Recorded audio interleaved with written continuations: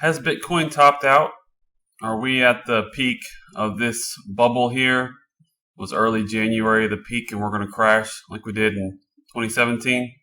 So I'm going to take a quick look at where we're at in the market cycle for crypto, and then how to take advantage of moves, whether those are up or down, and my trade setups and what I'm doing right now. I wanted to start with this chart though. This is a clean chart that I have from another Bitstamp feed. Months ago, back here in October, we were all watching, of course, Bitcoin over the summer after the halving event closely, and several of us noticed this wedge pattern forming, and I put a little playful rocket on here, which the CTM community then started to use as a symbol for all kinds of fun jokes. But we put this little rocket on this wedge pattern that was forming, and when the breakout happened, that really started the real strong part here late October of the bull run. And so since then, we've obviously had a really strong run. We came into the prior all-time high, found some resistance, that one, the biggest sell-off I believe we've had thus far, and then came back into it, and as soon as we broke that all-time high, it was off to the races here. So we had some consolidation below it, and it took off. And then we've had a really strong run since then. So do we see signs that we're coming into a top? Well, let me go to my current Bitcoin chart that I'm using for actually active trading. And you can see some key things that we're monitoring here. We have this very parabolic uptrend line. This is the bottom of the trend line that I'm watching for now. We continue to see Bitcoin make higher lows. That's a healthy sign. As long as we continue to see that, we remain firmly bullish.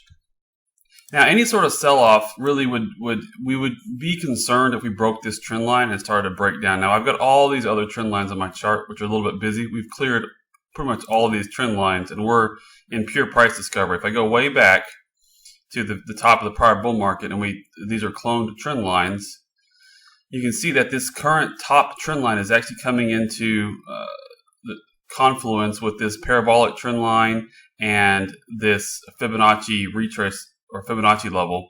Above those levels, this consolidation is very healthy and very good. I consider it a very bullish sign, especially what makes me think this is very bullish is these higher lows that we've been continually printing. Now, another chart I wanted to bring to your attention was our total crypto market cap. Now, obviously, when Bitcoin broke its prior all-time high, since Bitcoin is the predominant player in the crypto market cap space, when we broke that all-time high there in Bitcoin, it corresponded with closely to a break of the total crypto market cap all-time high. However, when we look at the total crypto market cap excluding Bitcoin, we see that we've come into some resistance here on this chart. And so this is all the coins outside of Bitcoin. So we have not taken out an all-time high on the entire crypto market space excluding Bitcoin.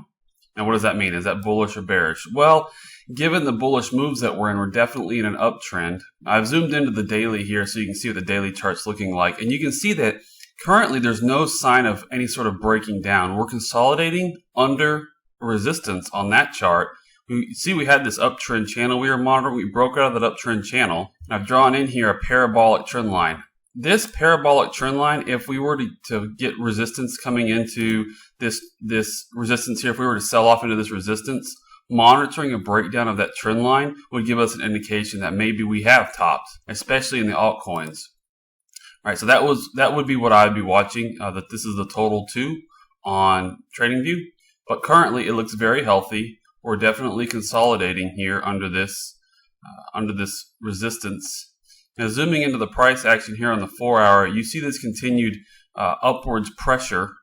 I'm going to draw these here, these lows. Again, we continue to print higher lows on. Now, this was a lower low from these levels, so this was a lower low. But you'll see the overall market structure is very much intact. We had this key level here that we broke out of, and this is another key level here. So we came back to test this level that we broke out of here one more time. And on the 4-hour, we can draw another parabolic trend line here. And as we continue to press into this resistance here, if we were to not break this resistance shortly and break down here, we'd be watching this next trend line to see how the price interacts with that. Lastly, on our Bitcoin Dominance Chart, let's just get a flavor for where we're at with alt season. Now, we had this bit of a head and shoulders pattern kind of play out here and had a little bit of a sell-off. Now we're just watching to see what happens. We've come into this upper trend line that we broke out of. We're testing that right now as support. I've zoomed out of here a little bit so you can see.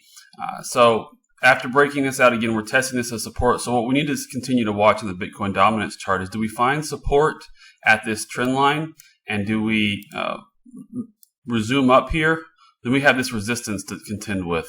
Or do we break down below this and we really get a strong selling pressure down out of that?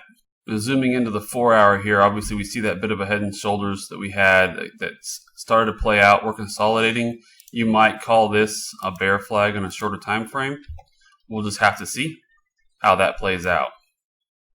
All right, let's take a look at the main crypto pairs charts here for potential setups. Now, obviously on Ethereum, we've had this long-term uptrend. Let me zoom out to the 12 hour here.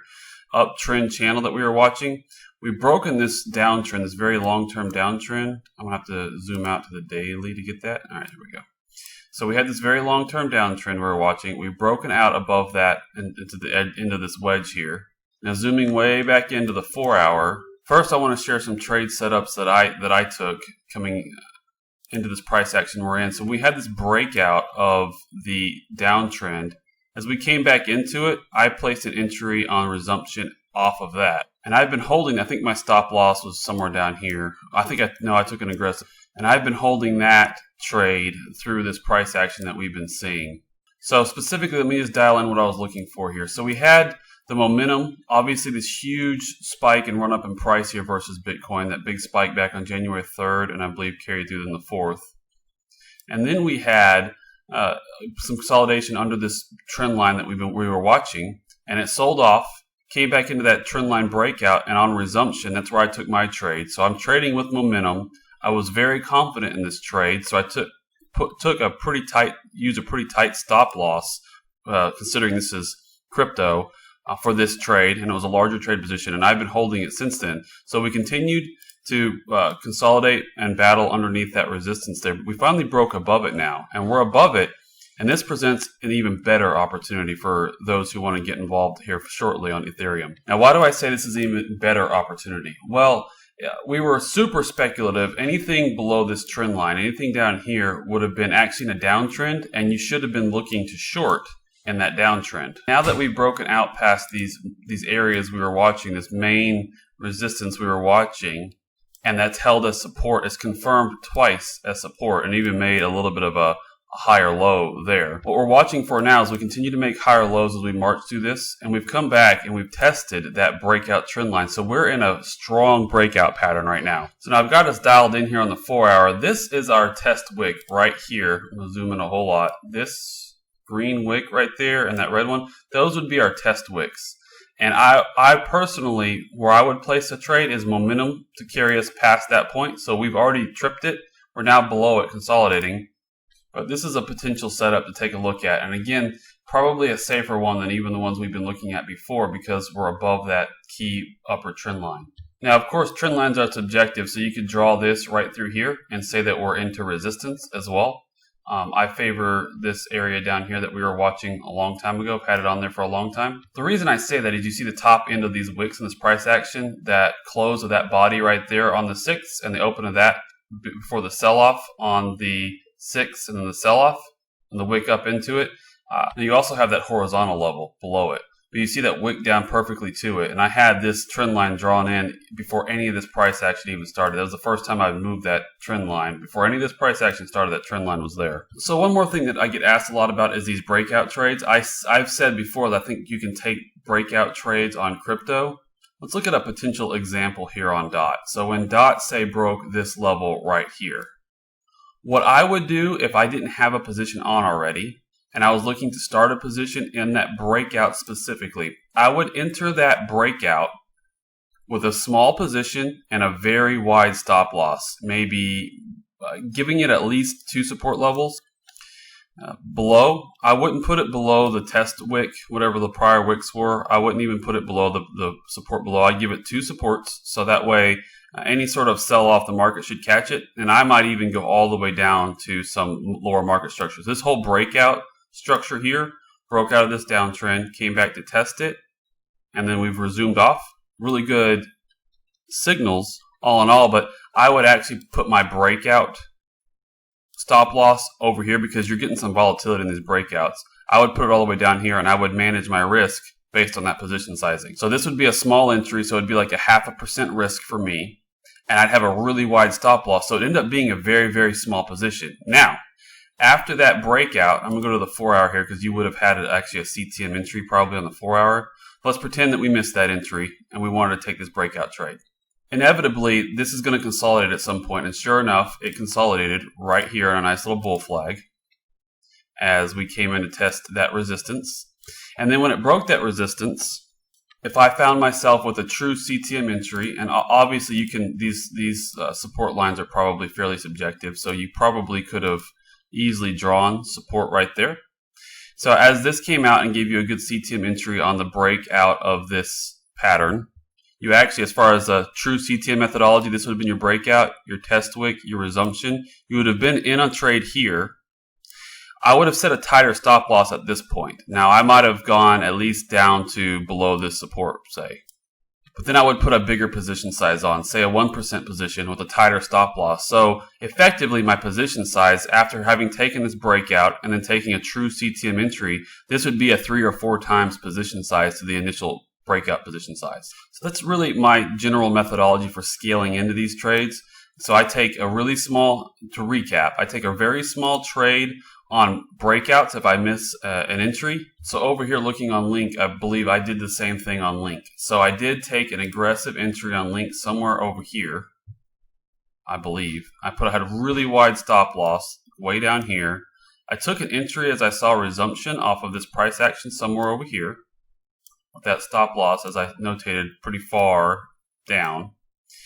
And that was a very small position and maybe a 0.5% trade. And then I might have placed another 0.5% on this breakout. Probably the same stop loss. And then now that we've had a couple of proper conquer the markets entry signals. As we broke out here, came back to retest and a breakout, you could have put a trade on there. Same thing here, breakout, retest, resumption, we could have put a trade on here. On either of these trades, I would start to both move my stop losses on these smaller trades that I had taken, these breakout trades, up to at least break even, if not slight profit, as I entered additional trades here. Now, keep in mind, this isn't necessarily true CTM methodology. This is my way of scaling into trades on these more volatile assets. That the idea is that if it does just break out and doesn't give me a good proper retest resumption signal, then I want to be involved in the trade. And a lot of times I'm a lot quicker to take profit coming into resistance on those small trades as well. But as the setups get cleaner and cleaner, as we are looking at here on Link, I will put more proper CTM entries on, maybe a 1% risk trade here with a proper stop loss. I would put my stop loss probably there on this trade that we're seeing right here. I would have placed, for example, my entry might be 57754 with a stop loss 2 support levels, so that would be a support level there at 54601, and then another support level at 48472. I would still place my stop loss down here at like 4777. Do my risk calculation, maybe put on a 1%. So I would have 2 small trades and then 1 bigger trade. I've almost precisely what I've done. Not exactly, but it's close. And then once I've built up roughly the equivalent of a 2% risk position, I will not take any more entries on that particular pair.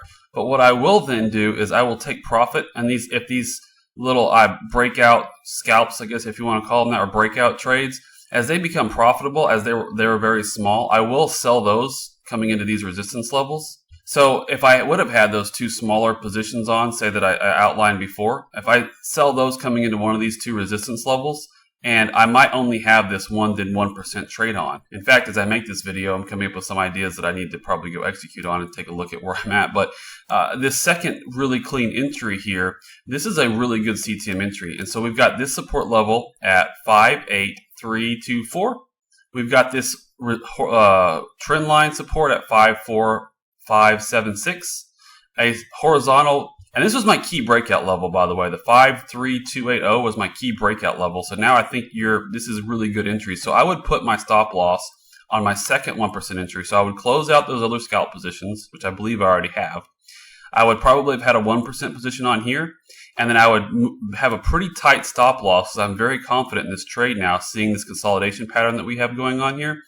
I would put a fairly tight stop loss, a second 1% trade on. So ultimately, I'd have 2% risk, and I might probably be moving up the stop loss from this last trade up to this level here to get it closer to break even, not quite break even. So my total risk might actually be 1.5%. But two 1% trades is the max I'll do for a pair. So now keep in mind, the distance from the entry to your stop loss dictates your risk level, or I mean your position size rather. So the distance between your entry, wherever that is, say that's your entry, and your stop loss divided by your risk dictates your position size. So the tighter the stop loss, the larger the overall position size. So I do size I do maintain either a 0.5% or 1% risk in all my trades.